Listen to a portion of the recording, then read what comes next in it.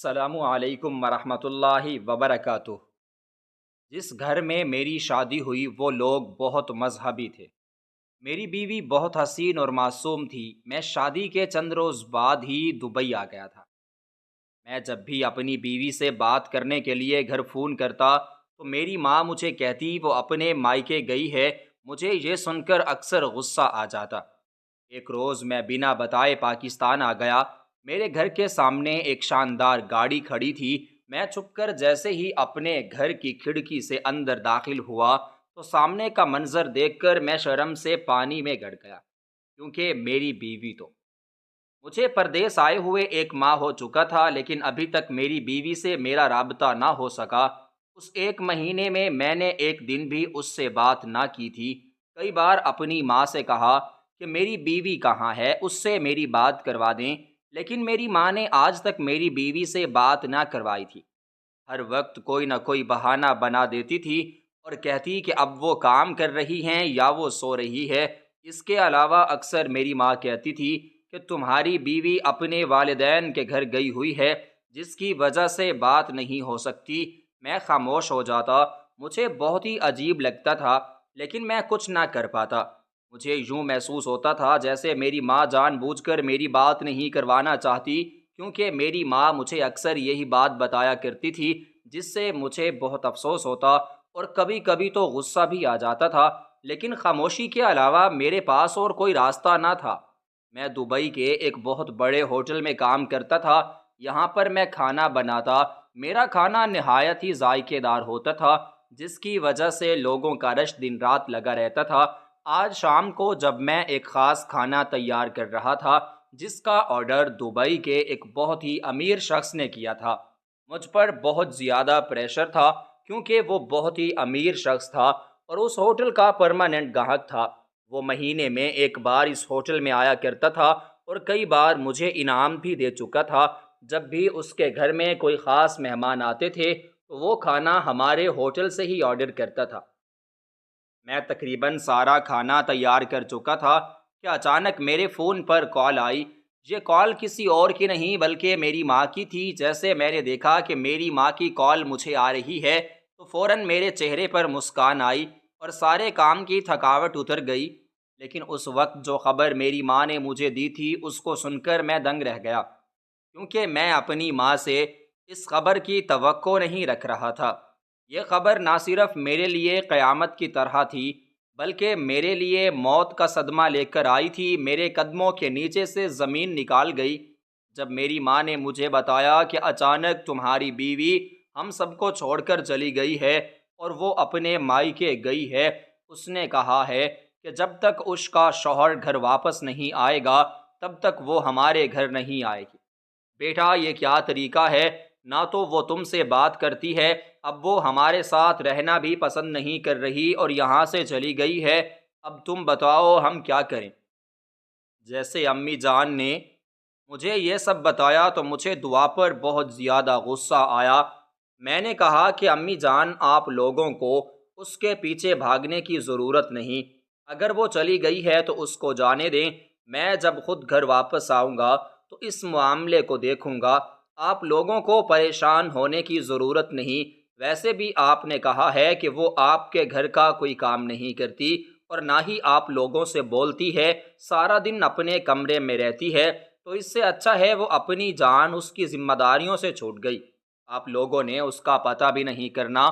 وہ جس حال میں ہے اس کو اسی حال میں رہنے دیں۔ میں خود آ کر اس سے تمام ان باتوں کا حساب لوں گا۔ میں یہاں پر بہت خوش ہوں۔ آپ لوگوں کو میرے لیے پریشان ہونے کی ضرورت نہیں۔ اللہ نے چاہا تو میں جلد آپ لوگوں سے ملنے کے لیے آؤں گا۔ یہ سب کچھ کہہ کے میں نے فون بند کر دیا، لیکن اس کے بعد جو میری حالت ہوئی وہ قابل بیان تھی۔ اچانک یہ خبر سن کے میرے ہوش و حواس کھو گئے۔ مجھے سمجھ ہی نہ آیا۔ ابھی میری شادی کو 3 مہینے ہوئے تھے کہ میں پردیس آیا تھا۔ 1 ماہ جب مجھے یہاں پر پورا ہو چکا تھا تو اچانک ہی مجھے یہ صدمہ لگ گیا۔ اس صدمے نے مجھے توڑ کر رکھ دیا۔ میں سب کچھ چھوڑ کر فوراً گھر آنا چاہتا تھا، لیکن ویزا نہ ملا، کیونکہ میرا ویزا پورے 1 سال کا تھا۔ 1 سال بعد ہی میں واپس جا سکتا تھا۔ میں نے بہت کوشش کی۔ ایک دوست سے بھی اس بارے میں بات کی لیکن کچھ نہ بن سکا۔ اس ہوٹل کے مینیجر سے بھی میں نے مدد لینا چاہی لیکن اس نے بھی مجھے تسلی بخش جواب نہ دیا اور کہا کہ یہ ایک قانونی کام ہے، اگر ہم تمہیں غیر قانونی طریقے سے بھیج بھی دیں تو تم دوبارہ یہاں پر کبھی نہ آ سکو گے۔ نہ صرف اس ملک میں بلکہ اگلے 10 سالوں کے لیے تمہارے ویزے پر پابندی لگا دی جائے گی اور تم کسی بھی ملک سفر نہیں کر سکو گے۔ جب میں نے ہوٹل کے مینیجر کی یہ بات سنی تو میں خاموش ہو گیا۔ میں کیسے ہمیشہ کے لیے یہ راستے اپنے اوپر بند کر سکتا تھا جن راستوں کو پانے کے لیے میں نے اپنی پوری زندگی داؤ پر لگا دی تھی؟ خیر، میں خاموش ہو گیا۔ اس وقت میرا یہاں سے واپس اپنے ملک جانا بہت مشکل ہو گیا۔ میں نے 1 سال انتظار کر لیا۔ یہ 1 سال جن حالات میں، جس تکلیف اور پریشانیوں میں میرا گزرا وہ میں لفظوں میں بیان نہیں کر سکتا۔ اس 1 سال میں میں نے اپنے آپ کو ہر اذیت میں پایا، یہاں تک کہ میں نے خود اپنی عمر کو کم ہوتے ہوئے دیکھا۔ مجھے یوں محسوس ہوتا تھا کہ میرے پاس کچھ نہیں رہا، سب کچھ کھو چکا ہو، اور پردیس میں جب بھی میں اکیلا ہوتا تو اپنے آپ میں کھو جاتا۔ میری بیوی کی جدائی مجھے ہر وقت عجیب و غریب خیالات میں ڈبو دیتی تھی اور میں ہر وقت یہ سوچتا رہتا تھا کہ یہ سب کچھ کیسے ممکن ہو سکتا ہے۔ حالانکہ جب میں امی سے بات کرتا تھا تو انہوں نے آج تک کبھی بھی مجھے دعا کے بارے میں یہ نہ بتایا تھا کہ آخر کس بات کا جھگڑا ہوا ہے اور وہ کیوں اچانک سے چلی گئی ہے۔ میں جانتا تھا کہ ضرور کوئی نہ کوئی مسئلہ ہوا ہے، کیونکہ میں نے جو عرصہ دعا کے ساتھ گزارا تھا وہ بہت ہی خوبصورت گزرا تھا۔ ایسی جگہ مجھے بالکل نہ لگتی تھی، ضرور اس کے ساتھ کوئی مسئلہ تھا جس کی وجہ سے یہ سب کچھ ہو رہا تھا۔ خیر، میں تو پردیس تھا اور یہاں آ کر میں کچھ بھی نہ کر سکتا تھا۔ مجھے اپنی ماں کی اس بات پر بہت ہی عجیب و غریب لگا، لیکن حقیقت وہی تھی جو میں سن چکا تھا۔ میری بیوی اب ہمیشہ ہمیشہ کے لیے میرا ساتھ چھوڑ کر جا چکی تھی۔ نہ جانے اس کو کیا ہوا تھا، بس یہی سوچ مجھے ہر وقت تکلیف میں رکھ رہی تھی۔ میں نے اس بات کو اپنے ذہن پر اتنا سوار کر لیا تھا کہ مجھ سے کوئی کام بھی صحیح طریقے سے نہ ہوتا تھا۔ ہوٹل کا مینیجر مجھے ہر وقت کہتا کہ کام پر توجہ دو، تم صحیح طریقے سے کام نہیں کر رہے۔ میں اس کی ہر بات خاموش ہو کر سنتا تھا، کیونکہ میری غلطی ہوتی۔ کبھی میں کھانے میں نمک زیادہ ڈال دیتا تو کبھی کم ہو جاتا تھا۔ مجھے کچھ سمجھ نہیں آتی تھی کہ میرے ساتھ کیا ہو رہا ہے۔ کھانا اس قسم کا بد ذائقہ ہو گیا کہ جو لوگ میرے کھانے کی تعریف کرتے تھے اور اسپیشل میرے ہاتھ کے بنے کھانے کا آرڈر دیتے تھے، اب وہی لوگ اس کھانے کو ناپسند کرنے لگے۔ حالات یہاں تک آ گئے کہ میں وہاں پر بیمار ہو گیا۔ اس سب کے پیچھے میری بیوی کے برے حالات تھے، جو خبر مجھے میرے گھر والوں نے دی تھی۔ خیر، 1 سال کا وقت گزرنے والا تھا۔ 1 ہفتے بعد میرا ویزا لگ چکا تھا۔ میں واپس اپنے ملک جا رہا تھا۔ گھر جانے کی خوشی ایک طرف، لیکن میری بیوی کے رویے کے بعد جو صدمہ مجھے لگا تھا وہ ایک طرف تھا۔ میں خوشی خوشی گھر تو جا رہا تھا لیکن اندر ہی اندر سے بالکل ٹوٹ چکا تھا۔ پریشانی نے مجھے گھیر لیا تھا۔ ظاہری طور پر جو خوشی لوگوں کو نظر آ رہی تھی، حقیقت میں وہی خوشی اندر ہی اندر میں مجھے کھائے جا رہی تھی۔ لیکن میرے چہرے سے مسکان نہ ہٹی۔ میں نے اپنے آپ کو حوصلہ دیا اور تسلی دی، کیونکہ میرے ساتھ جو ہونا تھا وہ ہو چکا۔ اب میں نے اپنا سامان پیک کرنے کی تیاری شروع کر لی۔ یہ 1 ہفتہ میں نے ہوٹل والوں سے چھٹی لے لی اور اپنا سامان جوڑتا رہا۔ یہاں پورا سال گزر چکا تھا، یہ ہفتہ بھی گزر گیا۔ آج شام 6 بجے کی میری ٹکٹ بک ہو چکی تھی۔ میرا سارا سامان مکمل ہو چکا تھا۔ میں نے اپنا سامان لیا اور ایئرپورٹ کے لیے روانہ ہو گیا۔ کچھ ہی فاصلے پر ایئرپورٹ موجود تھا۔ میں وہاں پہنچ گیا۔ تھوڑی دیر انتظار کے بعد جب میں جہاز میں اپنی سیٹ پر بیٹھ چکا تھا تو جہاز روانہ ہوا۔ سارا راستہ میری آنکھیں نم ہوتی رہیں، لیکن میں ان کو خشک کرتا رہا۔ میں نے اپنے گھر میں کسی کو نہیں بتایا تھا کہ میں واپس آ رہا ہوں۔ سوچا کہ اچانک جاؤں گا تو سب کو خوشی ہوگی۔ میں سمجھتا تھا جس طرح میں پریشان ہوں، میرے گھر والے بھی میری بیوی کے اس رویے پر اسی طرح پریشان ہوں گے۔ میرے گھر آنے کا فیصلہ صرف اور صرف اس لیے کیا تھا تاکہ حقیقت کو جان سکوں۔ اس تمام حالات و واقعات کے پیچھے آخر بات کیا ہے، اس کو جہنم میں حق بنتا تھا۔ بس اسی وجہ سے میں نے کسی کو بھی واپسی کی خبر نہ دی تھی۔ میں نے کسی کو بھی یہ نہ بتایا تھا کہ میں گھر آ رہا ہوں۔ یہ سوچ کر کہ اچانک جاؤں گا تو حالات و واقعات کو خود اپنی آنکھوں سے دیکھ لوں گا، لیکن جب میں گھر گیا تو منظر ہی کچھ اور تھا۔ لیکن مجھ پر حقیقت تو اس دن کھلی جس دن میں اپنے گھر پہنچا، تو اسی دن میری بہن کی بات پکی ہو رہی تھی۔ میری ماں نے مجھے اس بارے میں بتایا بھی نہ تھا، حالانکہ جب مجھے حقیقت معلوم ہوئی تو مجھے بہت ہی افسوس ہوا کہ میری ماں نے مجھ سے میری بہن کے بارے میں اتنی بڑی بات چھپائی، حالانکہ یہ بات ان کو سب سے پہلے مجھے بتانی چاہیے تھی۔ خیر، میں نے بھی ناراضگی کا اظہار نہ کیا اور خاموش رہا۔ میں جب پہنچا تو یہ صبح کے 11 بجے کا وقت تھا۔ پوری رات مجھے سفر میں لگی تھی اور اب میں صبح کے 11 بجے گھر پہنچ چکا تھا۔ جیسے ہی میں اپنے گھر کے دروازے پر آیا تو ایک ایسا منظر میری آنکھوں کے سامنے آیا جس کو دیکھ کر مجھے بہت حیرانی ہوئی، کیونکہ یہاں پر بہت سارے لوگ جمع تھے۔ یہ لوگ میری بہن کا رشتہ لے کر آئے ہوئے تھے اور آج میری بہن کی بات پکی ہو رہی تھی، اور اس بات کی خبر مجھے کسی نے نہ دی۔ خیر، جیسے ہی میں گھر کے اندر پہنچا تو سب سے پہلے میری ماں کی نظر مجھ پر پڑی۔ ان کے ہاتھ میں ایک پلیٹ تھی جس کے اوپر مٹھائی تھی۔ وہ مٹھائی اندر سے باہر لے کر آ رہی تھی۔ انہوں نے جیسے ہی میری طرف دیکھا تو ان کی آنکھیں کھلی کی کھلی رہ گئیں، کیونکہ وہ سوچ بھی نہیں سکتی تھی کہ میں اچانک گھر لوٹ آؤں گا، اور وہ بھی اس وقت جب میری بہن کی بات پکی ہو رہی ہوگی۔ میری ماں کو تو جیسے اپنے ہی نظروں پر یقین نہ آیا۔ میں ان کے پاس چلا گیا لیکن وہ اپنا قدم نہ اٹھا سکی تھی۔ ان کے قدم بالکل جم چکے تھے۔ میں نے ان کو ہاتھ لگایا۔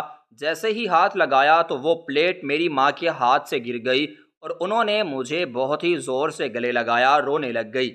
میں بھی دکھوں سے بھر چکا تھا۔ ہم دونوں پھوٹ کر روئے۔ اپنی ماں کے گلے مل کر جب میں رویا اور میرے آنسو نکلے تو مجھے یوں محسوس ہو رہا تھا جیسے میرے غم ان آنسوؤں کے ذریعے ہلکے ہو رہے ہوں اور مجھے سکون آ رہا ہو۔ جیسے ہی میں اپنی ماں کے گلے ملا تو سب آپ کو پتہ لگ گیا کہ اس کا بیٹا جو پردیس میں رہتا تھا وہ واپس آ گیا ہے۔ سب بہت خوش ہوئے، لیکن میں پریشانیوں اور دکھوں کے ساتھ واپس آیا تھا، لیکن اپنے ہی گھر میں۔ یہ ماحول دیکھ کر میں دنگ رہ گیا، کیونکہ میں اس منظر کی توقع نہیں کر رہا تھا، یہ جو منظر مجھے دیکھنے کو ملا تھا۔ خیر، اس وقت میں خاموش رہا، اپنی بہن کی خوشی میں شریک ہو گیا۔ کچھ دیر بعد جب وہ لوگ رسم کر کے چلے گئے تو میں نے اپنی ماں کو دیکھتے ہوئے اپنی بہن سے کہا کہ یہ تو میں وقت پر آ گیا، ورنہ تم لوگ تو شادی بھی مجھے بغیر بتائے کرتے تھے۔ سویرا، تم نے تو مجھے بتایا تک نہیں، اٹھانا کہ میں تمہارا بڑا بھائی تھا، تمہیں سب سے پہلے یہ خوشی کی خبر مجھے کرنی چاہیے تھی، لیکن تم نے اس سے اس بات کا ذکر کرنا، حالانکہ میں تم سے کئی بار اس بارے میں پوچھ چکا تھا۔ خیر، اچھا کیا تم لوگوں نے، مجھے بہت ہی اچھا لگا اس بارے میں جان کر کہ میری اس گھر میں کوئی اہمیت نہیں۔ جیسے ہی میں نے یہ بات اپنی بہن سے کی تو مجھے اس بات کا جواب دینے کے لیے وہ اپنے ہونٹ ہلا رہی تھی کہ اچانک میری ماں نے مجھے اس بات کا ایسا جواب دیا جس کو سن کر میں ان کی طرف غور سے دیکھنے لگا اور حیران رہ گیا کہ ان لوگوں کے ساتھ یہ سب کچھ ہو چکا تھا اور مجھے اس بارے میں خبر تک نہ تھی۔ میں امی جان سے بہت زیادہ ناراض ہوا اور ان سے کہنے لگا کہ آپ نے مجھے اس بات کے بارے میں پہلے کیوں نہیں بتایا۔ یہ بات میرے لیے بہت ہی تکلیف دہ رہی۔ آخر ایک بھائی اپنی بہن کے کردار کے بارے میں غلط باتیں کیسے برداشت کر سکتا تھا؟ مجھے بہت ہی غصہ آیا جب میری ماں نے مجھے بتایا کہ تمہاری بہن کے بارے میں اس محلے میں کئی افواہیں پھیل چکی ہیں۔ نہ صرف لوگوں کو باتیں کی بلکہ لوگوں نے ہمارے لیے ہمارے ہی گھر کو تنگ کر دیا، کیونکہ ایک دن جب میری ماں کہیں گئی ہوئی تھی تو میری بہن گھر میں اکیلی تھی اور ہمارا دروازہ بھی کھلا ہوا تھا۔ ایک شخص بہت ہی مجبور ہوتا ہے ہمارے گھر میں آیا اور اس نے میری بہن سے مدد چاہی اور کہا پیچھے کئی لوگ لگے ہوئے ہیں، نہ جانے وہ کس مصیبت کا مارا تھا۔ اس نے میری بہن سے کہا کہ کچھ دیر کے لیے مجھے اپنے گھر میں پناہ دے دو، ورنہ میری جان کئی لوگ میرے پیچھے لگے ہوئے ہیں۔ میں چاہتا ہوں کہ آپ میری مدد کریں۔ اس مصیبت کے وقت مجھے صرف آپ کے گھر کا دروازہ ہی کھلا ملا تو میں اندر چلا آیا۔ ابھی وہ شخص میری بہن سے یہ باتیں کر رہا تھا کہ کچھ لوگ باتیں کرتے ہوئے دروازہ بجانے لگے۔ اس شخص نے کہا کہ یہ وہی لوگ ہیں جو مجھے ڈھونڈ رہے ہیں، آپ میری مدد کریں، میں آپ کا احسان پوری زندگی نہیں بھلا پاؤں گا۔ تب میری بہن نے اسے اپنے کمرے میں چھپا لیا۔ وہ شخص بالکل ٹھیک کہہ رہا تھا، کیونکہ جیسے ہی دروازے پر میری بہن گئی تو ہمارے گھر کے دروازے پر کچھ لوگ آئے ہوئے تھے، جن کی شکل سے صاف صاف دکھائی دے رہا تھا کہ وہ چور ہے یا ڈاکو ہیں۔ خیر، انہوں نے میری بہن سے پوچھا کہ یہاں پر ایک شخص ہم نے آتے ہوئے دیکھا ہے، وہ شخص بہت ہی خراب ہے، اس نے ہمارے گھر میں چوری کی ہے۔ اگر وہ شخص آپ کے گھر میں ہے تو ہمارے ساتھ شفٹ کریں اور اس شخص کو ڈھونڈنے میں میری مدد کریں۔ میری بہن نے جب ان کی طرف دیکھا تو وہ جان چکی تھی کہ یہ جھوٹ بول رہے ہیں، لیکن وہ خاموش رہی اور ان سے کہنے لگی کہ نہیں، ہمارے گھر میں کوئی نہیں آیا۔ اس پر ان لوگوں نے کہا کہ آپ جانتے ہیں کہ آپ ایک مجرم کو چھپا رہی ہیں۔ اگر ایک مجرم اپنی سزا سے بچ گیا تو وہ آزاد پھرے گا اور کئی اور جرم کرے گا، جس کا گناہ نہ صرف آپ پر ہوگا بلکہ پورے سماج پر ہوگا۔ جس کو آپ پناہ دے رہی ہیں وہ قاتل ہے، چوری کرتے ہوئے اس نے ایک شخص قتل کیا ہے، وہ شخص اور کوئی نہیں بلکہ ہمارا بھائی تھا۔ آپ مہربانی کریں، اگر وہ اندر ہے تو اس کو بھیجیں۔ اس پر میری بہن نے کہا، یہ آپ کس طرح کی باتیں کر رہے ہیں؟ میں کسی شخص کو نہیں جانتی، نہ ہی ہمارے گھر کوئی آیا ہے، آپ مہربانی کریں یہاں سے چلے جائیں۔ اس کے بعد ہی وہ لوگ چلے گئے۔ میری بہن نے دروازہ بند کیا اور اندر آ گئی۔ پھر اس شخص نے میری بہن کو ساری حقیقت بتائی۔ اس کی حقیقت سن کر میری بہن دنگ رہ گئی، کیونکہ اس شخص کے پاس ایک بیگ تھا جس میں اس نے میری بہن کو کھول کر دکھایا تو اس کے اندر لاکھوں روپے تھے۔ مزید اس نے بتایا کہ یہ پیسے وہ بینک میں سے نکلوا کر آ رہا تھا کہ راستے میں اسے محسوس ہوا کہ کچھ لوگ اس کا مسلسل پیچھا کر رہے ہیں، جس کی وجہ سے اس نے راستہ بدل لیا۔ جیسے ہی وہ راستہ بدلا تو ان لوگوں نے چاروں طرف سے مجھ کو گھیر لیا اور میں بیگ اٹھا کر پورے 2 گھنٹوں سے بھاگ رہا ہوں۔ میں جہاں جاتا ہوں یہ لوگ آ جاتے ہیں۔ آپ کا دروازہ کھلا دیکھ کر میں آپ کے گھر چلا آیا۔ آپ کا بہت بہت شکریہ کہ آپ نے مجھے آنے کی اجازت دی۔ اس کے بعد وہ شخص چلا گیا۔ تبھی جب وہ جا رہا تھا تو ہمارے محلے والوں نے اس شخص کو ہمارے گھر سے نکلتے ہوئے دیکھا۔ کچھ لوگوں کو یہ علم تھا کہ میری ماں گھر پر موجود نہیں ہے، جس کی وجہ سے انہوں نے کئی قسم کی باتیں میری بہن پر کرنا شروع کر دیں، اور نہ صرف اس کو غلط قرار دیا بلکہ اس کے کردار کو اس طرح اچھالا کہ وہ بغیر گناہ کے ہی اپنے آپ کو سزاوار تسلیم کرنے لگی۔ لوگوں نے ان سے کہا کہ آپ لوگ یہاں پر غلط کام کر رہے ہیں، جس کی وجہ سے یہاں سے چلے جائیں، ہمارے گھروں کا ماحول خراب ہوتا ہے۔ ہم اپنے ہمسائے اور محلے دار ایسے لوگوں کو ہرگز برداشت نہیں کریں گے جو لوگ بد کردار ہوں۔ اتنا ہی نہیں، باقی سارا کام تمہاری بیوی کا ہے۔ جن لوگوں کو نہیں خبر تھی، تمہاری بیوی نے جا کر جگہ جگہ لوگوں کو بتایا کہ میری نند کو اور ایک لڑکے کو ہماری غیر موجودگی میں تمام محلے والوں نے دیکھا اور پکڑا ہے۔ اسی طرح کی اور کئی قسم کی باتیں تمہاری بیوی نے کی۔ میری ماں نے جب سارا واقعہ مجھے اپنی بہن کے بارے میں بتایا تو مجھے بہت افسوس ہوا۔ میری آنکھیں نم ہو گئیں کہ ان لوگوں نے میرے پیچھے اتنے غم اور دکھ سہے۔ مجھے بہت ہی افسوس ہوا ان لوگوں کی سوچ پر جنہوں نے سچ کو ٹھکرا دیا، ظاہری بات کو دیکھتے ہوئے اسی کو سچ مان لیا۔ خیر، وہ سب تو ہو چکا تھا۔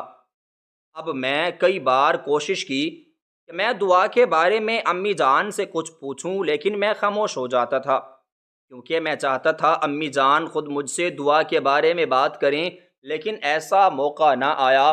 میں نے بھی خاموشی کو بہتر سمجھا۔ اس کے بعد میری ماں نے مجھے ایک ایسی بات بتائی جس کو سن کر میں دنگ رہ گیا۔ امی نے مجھے بتایا کہ تمہاری بہن کے ساتھ ایک اور بہت ہی بڑا خوفناک واقعہ ہوا ہے۔ وہ واقعہ یہ تھا کہ ایک رشتے والی جب تمہاری بہن کو دیکھنے کے لیے آئی تو ہماری بیوی نے ان کو تمہاری بہن کے بارے میں غلط باتیں بتا کر یہاں سے رخصت کر دیا۔ ہم بہت پریشان ہوئے لیکن کچھ نہ کر سکے۔ میں نے اس کو کئی بار سمجھانے کی کوشش کی، ساری حقیقت بھی بتائی، لیکن اس کو ہماری باتوں پر یقین نہ آیا۔ اس کے بعد میری امی نے کہا کہ بیٹا، ہمارے ساتھ معجزہ تو تب ہوا جب وہی لڑکا جو ہمارے گھر چھپنے کے لیے اور پناہ لینے کے لیے آیا تھا، ایک دن اچانک اپنی ماں کو ہمارے گھر لے کر آ گیا۔ در حقیقت وہ عورت تمہاری بہن کا اور میرا شکریہ ادا کرنے کے لیے آئی تھی، کیونکہ ہم نے اس کے بیٹے کی جان بچائی تھی۔ نہ صرف اس کے بیٹے کی جان بچائی، بلکہ اس کے لاکھوں روپے کا نقصان ہونے سے بچا لیا۔ وہ لوگ ایک دن اچانک ہمارے گھر آ گئے۔ ان کے ہاتھ میں مٹھائی کا ڈبہ تھا۔ میں ان کو نہ پہچانتی تھی، لیکن چونکہ وہ مہمان تھے، میں ان کو اندر لے آئی۔ تمہاری بہن کے کچن میں چائے بنا رہی تھی۔ جب وہ آئی تو دیکھ کر حیران رہ گئی، کیونکہ یہ وہی شخص تھا جو کچھ دن پہلے ہمارے گھر پناہ لے چکا تھا۔ میری بہن اس کو پہچان چکی تھی۔ جیسے میری بہن اندر آئی، وہی لڑکا جس کا نام نعمان تھا، اس نے اپنی ماں کو کچھ بتاتے ہوئے میری بہن کی طرف اشارہ کیا۔ اس نے اپنی ماں سے کہا، امی جان، یہ وہی لڑکی ہے جس نے میری جان بچائی، مجھے یقین کیا، مجھے پناہ دی۔ ابھی اس کی ماں کھڑی ہو گئی، گلے ملی اور ہمارا شکریہ ادا کیا۔ اس کے بعد ہی مجھے اس کے بعد پتہ چلا کہ یہ لوگ وہی ہیں اور ہمارا شکریہ ادا کرنے کے لیے آئے ہیں۔ اس کی ماں بہت ہی خوش اخلاق عورت تھی۔ نعمان بہت ہی نیک سیرت اور ایماندار لڑکا تھا۔ جب بھی وہ بات کرتا تو اپنی نظریں جھکا لیتا، ادب میں کھڑا ہو جاتا۔ اس کی یہ عادت مجھے بہت اچھی لگتی تھی۔ اس کے بعد میں نے نعمان کی ماں کو وہ ساری بات بتائی جو ان کے بیٹے کو پناہ دینے کے بدلے میں میری بیٹی کے ساتھ ہوئی تھی۔ جیسے ہی اس عورت نے یہ ساری کہانی سنی تو اس کی آنکھیں نم ہو گئیں اور وہ کہنے لگی کہ آپ لوگوں کی بربادی کی وجہ ہم ہیں اور ہم ہی اس کا ازالہ کریں گے۔ مجھے بھی ان کی بات سمجھ نہ آئی۔ خیر، باتیں ہوتی رہیں، وہ چلے گئے، لیکن کچھ دنوں بعد وہ عورت دوبارہ آئی۔ اس نے تمہاری بہن کا رشتہ مانگنے کی خواہش ظاہر کی۔ میں نے اس کو کوئی جواب نہ دیا۔ میں نے کہا کہ میں اپنے بیٹے سے مشورہ کر کے تمہیں بتاؤں گی۔ بیٹا، میں نے تم سے اس لیے مشورہ نہ کیا کیونکہ میں سوچتی تھی میں کیسے تمہیں تمہاری بہن کے بارے میں سب کچھ بتاؤں۔ میں نے سوچا تھا جب 1 سال بعد تم واپس آؤ گے تو میں تمہیں اپنے سامنے بٹھا کر ساری کہانی بتاؤں گی۔ ابھی میں تمہاری بہن کی شادی نہیں کر رہی تھی، صرف بات ہی پکی کی تھی، اور دیکھو تمہارا نصیب کہ تم اسی دن آ گئے۔ میں ان لوگوں کو ہاں کرنے کے لیے مجبور ہو گئی، کیونکہ اس کے علاوہ تمہاری بہن کا رشتہ اور کہیں نہیں ہو رہا تھا۔ یہ لوگ بہت ہی اچھے ہیں۔ نعمان تمہاری بہن کو بہت خوش رکھے گا۔ اس کی بینک میں نوکری ہے۔ اس کا ایک بھائی غیر ملک میں رہتا ہے اور ان کا گھر بن رہا تھا۔ اس کے بھائی نے غیر ملک سے پیسے بھیجے تھے جو عدنان بینک سے نکلوا کر گھر جا رہا تھا۔ جس دن اس کے ساتھ یہ واقعہ پیش آیا، میں نے اپنی امی کی طرف دیکھا۔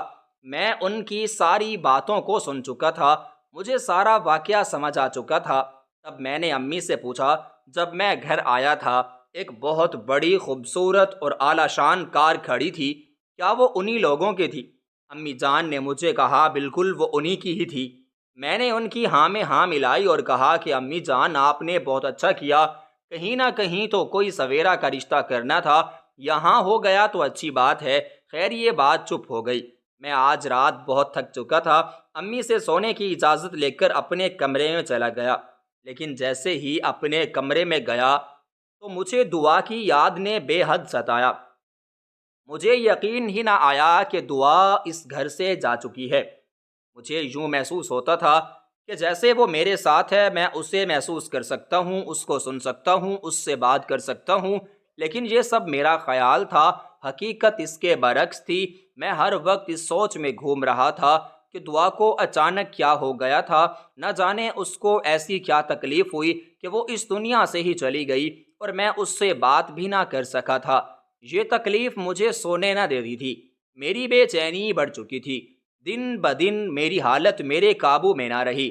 خیر، آج رات میں نے سوچا کہ صبح ہوتے ہی میں امی سے دعا کے بارے میں ضرور پوچھوں گا، ان سے دعا کے بارے میں سوال کروں گا اور حقیقت جاننے کی کوشش کروں گا، لیکن مجھے یہ خبر نہ تھی جو حقیقت مجھے بتائی جا رہی ہے وہ کچھ اور ہے اور جو مجھ سے چھپائی جا رہی ہے وہ کچھ اور ہے۔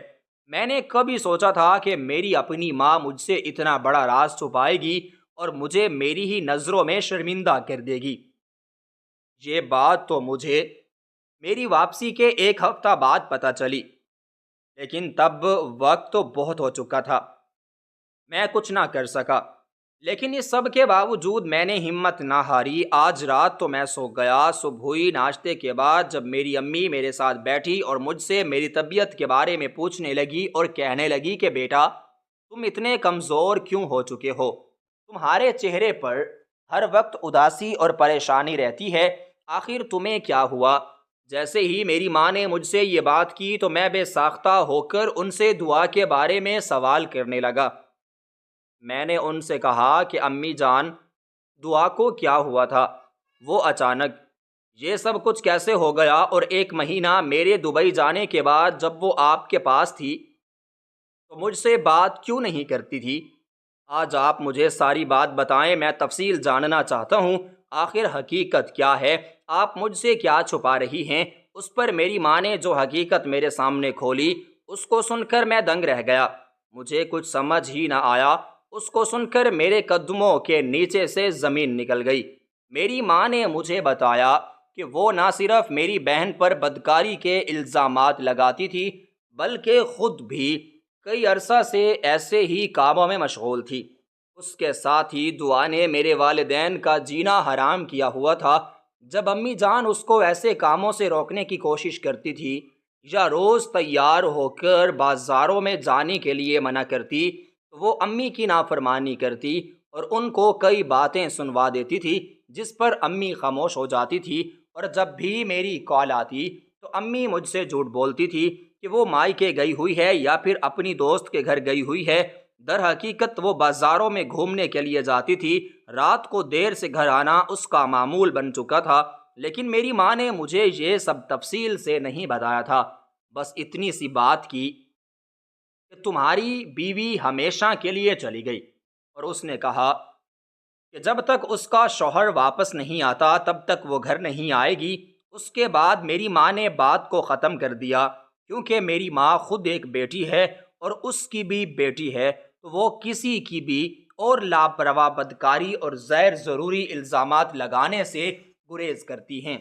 یہی وجہ تھی کہ انہوں نے اپنی بہو کو بھی ایسے کاموں سے روکنے کی کوشش کی اور اس کا کردار اچھالنے سے گریز کیا۔ اسی طرح دن گزرتے گئے، میں مزید شرمندگی اور اداسی میں ڈوبتا گیا، کیونکہ مجھے دعا سے یہ امید نہ تھی۔ میرے ساتھ یہ سب کچھ کیا ہو رہا تھا؟ نہ جانے دعا نے یہ سب کچھ کس لیے کیا تھا، حالانکہ اس کو کسی چیز کی کمی نہ تھی۔ میں نے اس کو یہاں تک بھی بولا تھا کہ میں کچھ سالوں کے لیے جا رہا ہوں، پھر ہمیشہ کے لیے یہیں آ کر رہوں گا، یہاں کاروبار کروں گا، تمہارے ساتھ ایک پرسکون زندگی گزاروں گا۔ لیکن دعا کو میری کسی بات پر یقین نہ تھا۔ در حقیقت اس نے مجھ سے شادی بھی مجبوری کے تحت کی تھی، ایک ایسی مجبوری جس نے اس کو آزادی دی۔ خیر، میری زندگی گزرنے لگی۔ میں دعا کے گھر لوٹ کر نہ گیا، اس سے کوئی حقیقت نہ پوچھی اور نہ ہی جاننے کی کوشش کی کہ آخر وہ یہ سب کچھ کیوں کر رہی ہے۔ اسی عرصے میں ماں نے میری دوسری شادی کروا دی، حالانکہ میں شادی نہیں کرنا چاہتا تھا، لیکن انکار کرنے کی میرے پاس کوئی وجہ نہ تھی۔ میں کیسے دعا کے پاس جاتا جو خود مجھے چھوڑ کر جا چکی تھی اور میرے ساتھ نہیں رہنا چاہتی تھی؟ میرے والدین کو ذلیل و رسوا کیا، میری بہن کی بھی زندگی برباد کرنے کی کوشش کی، تو میں کیسے دعا کے پاس لوٹ کر جاتا یا پھر حقیقت جاننے کی کوشش کرتا؟ میں نے بھی اپنی ماں کی باتوں میں آ کر دوسری شادی کر لی، اپنی زندگی میں خوش رہنے لگا، یہیں پر کاروبار کر لیا، دبئی میں دوبارہ لوٹ کر نہ گیا۔ یہاں پر پہلے اپنی چھوٹی سی ایک ہوٹل کھولی اور طرح طرح کے کھانے میں بناتا تھا۔ پہلے تو یہ ہوٹل ناکام ہونے لگی، لیکن جب میں نے دیکھا کہ میرا سارا کاروبار ڈوبنے والا ہے تب میں نے اس کو ختم کرنے کی کوشش کی۔ لیکن جس دن میں ختم کرنے والا تھا اسی دن ہی دکان پر بہت زیادہ گاہک آنے لگے۔ لوگوں نے جب میرے ہاتھ کا کھانا کھایا تو وہ تعریف کرنے لگے اور یہاں تک کہ میرے کھانوں کے دیوانے ہونے لگے، اور دیکھتے ہی دیکھتے میری ایک چھوٹی سی ہوٹل بہت بڑے ریسٹورنٹ میں تبدیل ہو کے رہ گئی۔ میں بہت خوش ہو گیا کیونکہ جو میں غیر ملک اپنے گھر والوں سے دور جا کر کما رہا تھا، اب مجھے سب کچھ یہیں پر مل رہا تھا۔ گھر والوں کے ساتھ بھی تھا اور عزت بھی اچھی خاصی بن چکی تھی۔ میرا کام کافی چل چکا تھا، ہوٹل بھی بہت زیادہ مشہور ہو چکی تھی۔ بہت بڑے امیر لوگ یہاں پر آتے ہیں، اپنی زندگی کے خوشگوار لمحات یہاں پر آ کر گزارتے تھے اور میرے کھانوں کے ساتھ لطف اندوز ہوتے تھے۔ اسی طرح میری زندگی میں بہار آ چکی تھی۔ میری ایک بیٹی اور ایک بیٹا بھی پیدا ہو چکا تھا اور میں اپنی دوسری بیوی حیا کے ساتھ بہت خوش رہنے لگا۔ حیا نے مجھے تمام خوشیاں عطا کیں۔ نہ صرف میرے والدین کا احترام کرتی تھی بلکہ میری بھی ہر خواہش پوری کرتی تھی اور عزت بھی کرتی تھی، لیکن اس کے برعکس میں دعا کو نہ بھولا تھا۔ میرا کبھی کبھی اتنا دل کرتا تھا اس سے ملنے کے لیے، لیکن میں خود کو قابو میں رکھتا کیونکہ دعا نے میرے ساتھ بے وفائی کی تھی۔ اسی طرح میری زندگی اچھی بھلی گزر رہی تھی۔ ایک دن جب میں اپنے ریسٹورنٹ میں گیا تو اچانک مجھے میرے دوست نے بلا لیا۔ میں جیسے ہی گھر واپس آ رہا تھا، ہوٹل کی دوسری منزل سے نیچے اترا تو ایک کپل ریسٹورنٹ میں موجود تھا۔ وہ کھانا کھا رہے تھے۔ میں نے ان کو نظر انداز کیا، لیکن جیسے ہی میں نے ایک سرسری نظر اس عورت پر ڈالی تو اس کو دیکھ کر میرے قدموں کے نیچے سے زمین نکل گئی۔ مجھے یوں لگ رہا تھا کہ جیسے آسمان مجھ پر ٹوٹ چکا ہے، کیونکہ وہ عورت اور کوئی نہیں بلکہ میری پہلی بیوی دعا تھی، جو مجھے چھوڑ کر ایک نئی زندگی کا آغاز کر چکی تھی۔ اس کو دیکھ کر میں شرم سے ڈوب گیا۔ مجھے اس قدر شرم آئی کہ میں سوچ بھی نہ سکتا تھا۔ دعا نے مجھے چھوڑ کر ایک ایسے شخص کو اپنایا تھا جو ایک چھوٹی سی کمپنی میں کام کرتا تھا اور دعا اس کے ساتھ بہت خوش تھی۔ یہ جان کر مجھے خوشی ہوئی کہ دعا نے میرا سہارا لے کر ایک فیصلہ کیا ہے، لیکن اس کے ساتھ ہی مجھے بہت پریشانی ہوئی کہ اس نے مجھے دھوکہ دیا۔ خیر، میں نے جب ان دونوں کو دیکھ کر یہی سوچا تو دعا میری طرف دیکھنے لگی۔ وہ مجھے پہچان چکی تھی۔ میرے ساتھ دو میرے گارڈ تھے اور ابھی میں روکا ہی تھا کہ ہوٹل کا مینیجر آ کر مجھے احترام سے سر بولنے لگا اور کہنے لگا کہ آپ کچھ کھانا کھائیں گے؟ میں نے انکار کیا۔ تبھی دعا نے اس مینیجر سے پوچھا کہ یہ کون ہے؟ تب اس نے بتایا کہ یہ اس ریسٹورنٹ کے مالک ہیں۔ یہ سن کر دعا کی آنکھیں کھلی کی کھلی رہ گئیں۔ وہ فوراً اس شخص کو چھوڑ کر میری طرف بھاگنے لگے، لیکن میں نے اس کو اس طرح نظر انداز کیا کہ جیسے اس کی میری زندگی میں کوئی اہمیت نہ تھی۔ میں فوراً وہاں سے چلا آیا، اپنے دوست کے ساتھ گیا، اس کو سارا حال حقیقت بتایا۔ وہ سن کر بے حد پریشان ہوا۔ اس کے بعد دعا روز میری ریسٹورنٹ میں آنے لگی، مجھ سے معافیاں مانگنے لگی اور کہنے لگی کہ میں نے اس شخص سے شادی نہیں کی، بس اس کے ساتھ کچھ وقت گزارا ہے۔ میں اب بھی تمہارے نکاح میں ہوں، تمہارے گھر پر میں واپس آنا چاہتی ہوں، تمہاری میں وفادار ہوں۔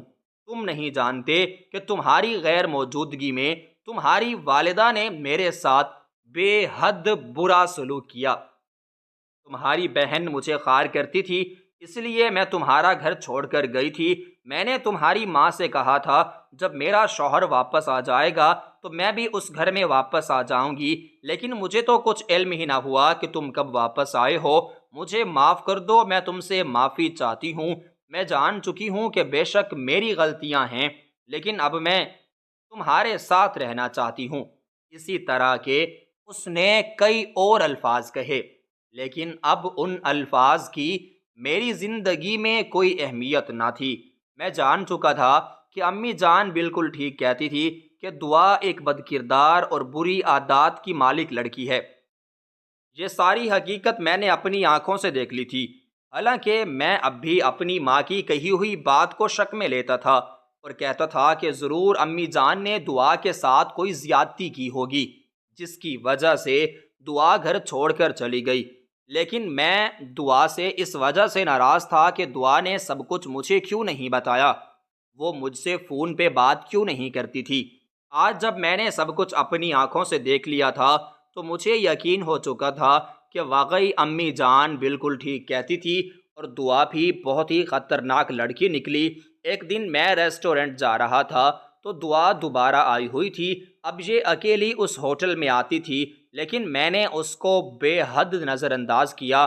اس کے بعد جیسے میں وہاں سے گزرنے لگا تو وہ میرے قریب آنے لگا اور کہنے لگی کہ میں تمہیں حقیقت بتانا چاہتی ہوں، میرے دل و دماغ پر بہت زیادہ بوجھ ہے، خدا را مجھ سے حقیقت سن لو، اس کے بعد تم جو چاہو مجھے اپنے پاس رکھ لو، چاہے تو مجھے آزاد کر دو، لیکن میں تمہیں حقیقت بتانا چاہتی ہوں۔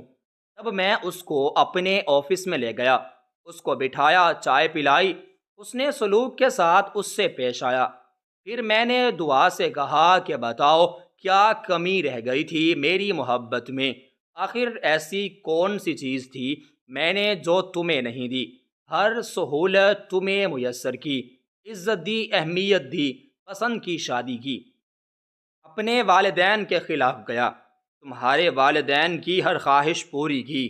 اس سب کے باوجود بھی آخر تمہیں ایسی کون سی کمی رہ گئی تھی جس کی وجہ سے تم نے یہ سب کچھ کیا، مجھے چھوڑ دیا، میرے والدین کو ذلیل و رسوا کیا؟ کیا تمہیں شرم نہیں آ رہی؟ اس سب کے باوجود تم میرے سامنے آتی ہو، تمہیں دیکھ کر مجھے شرم آتی ہے، میں تمہارے ساتھ نظریں نہیں ملا سکتا، لیکن تم اس قسم کی عورت ہو کہ بار بار میرا پیچھا کر رہی ہو۔ جیسے میں نے اس قسم کے کئی جذباتی الفاظ دعا کے سامنے کہے تو وہ رونے لگی، لیکن آج مجھے اس پر ذرا رحم نہیں آ رہا تھا۔ کل تک میرے دل کے کسی کونے میں دعا کے لیے محبت تھی، لیکن اب ختم ہو چکی تھی۔ دعا کے حالات دیکھ کر میں اس کو بالکل بھول چکا تھا، بلکہ اب محبت نفرت میں تبدیل ہو چکی تھی، اور یہ نفرت محبت سے کئی گنا زیادہ تھی۔ خیر، دعا نے جو حقیقت مجھے بتائی اس کو سن کر میں حیران رہ گیا۔ اسے کہنے لگا کہ کاش تم نے مجھے دھوکہ نہ دیا ہوتا، یہ سب کچھ تم مجھے شادی سے پہلے بتاتی تو شاید میں تمہاری مدد بھی کر دیتا اور خود کو بھی تکلیف سے بچا لیتا، لیکن تم نے پہلے مجھے اپنی محبت کے جال میں پھنسایا، میرے کو استعمال کر لیا، تم نے کسی اور کا سہارا لیا، یہ سب کچھ غلط ہے اور اس کے لیے میں تمہیں کبھی معاف نہیں کر سکتا۔ جب دعا نے مجھ سے کہا کہ در حقیقت وہ اپنے کزن فرحان سے محبت کرتی تھی اور فرحان بہت زیادہ غریب تھا، اس کے والدین فرحان کے رشتے کے لیے انکار کر چکے تھے، اور پھر میری شادی آپ سے ہو گئی۔